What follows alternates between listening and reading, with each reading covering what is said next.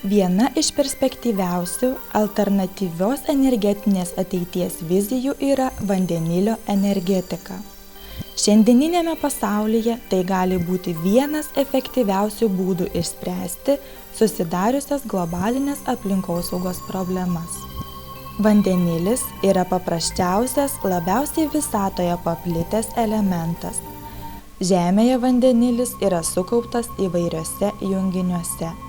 Norint vandenilį naudoti kaip energijos šaltinį, jį reikia išskirti iš cheminių junginių.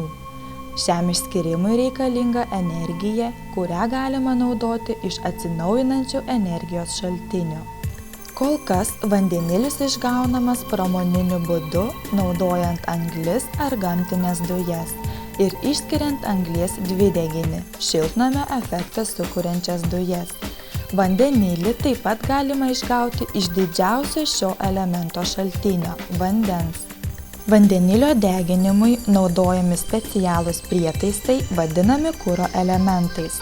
Juose grynas vandenilis degdamas jungiasi su deguonimi, susidaro aplinkai nekenksminga medžiaga vanduo ir išsiskiria elektros energija.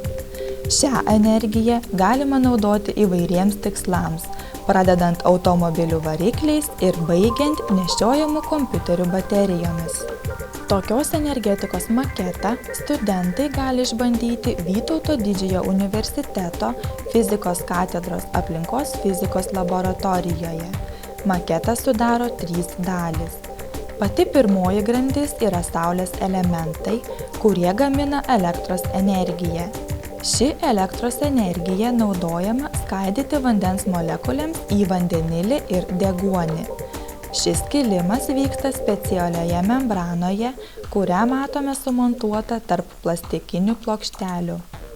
Deguonis išteka į orą, o vandenilis kaupiamas kitame inde. Galima matyti, kaip vandenilis pildydamas šį indą išstumia vandenį į viršutinę talpyklą. Atidarius vožtuvą, vandenilio dujos patenka į kuro elementą, kuriame vandenilis jungiasi su atmosferos deguonimi, susidaro vanduo ir išsiskiria elektros energija. Vienintelė problema, kuri vis dar neišspręsta vandenilio energetikoje, tai vandenilio saugojimas ir transportavimas. Šiuo metu kuriami kietųjų medžiagų junginiai, galintys kaip kempinė absorbuoti vandenilį. Pakaitinus tokią medžiagą, vandenilis išsilaisvina ir gali būti naudojamas kaip kuras. Tokiu būdu didelis vandenilio kiekis sukoncentruojamas mažame tūryje ir vandenilio saugojimo problemą galima išspręsti. Šį uždavinį sprendžia ir Lietuvos specialistai, Vytauto Didžiojo universiteto ir Lietuvos energetikos instituto mokslininkai.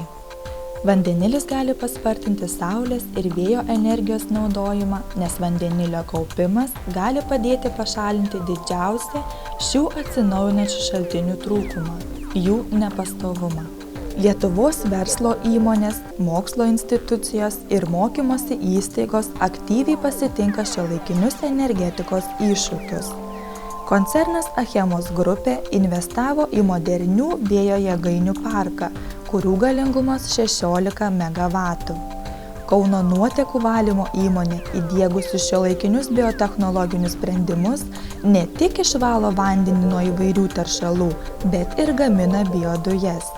Lietuvos energetikos instituto ir Vytauto Didžiojo universiteto fizikos katedros mokslininkai kuria vandenilio energetikos technologijas, kad netolimoje ateityje vandeniliu varomi automobiliai važinėtų ir mūsų gatvėmis.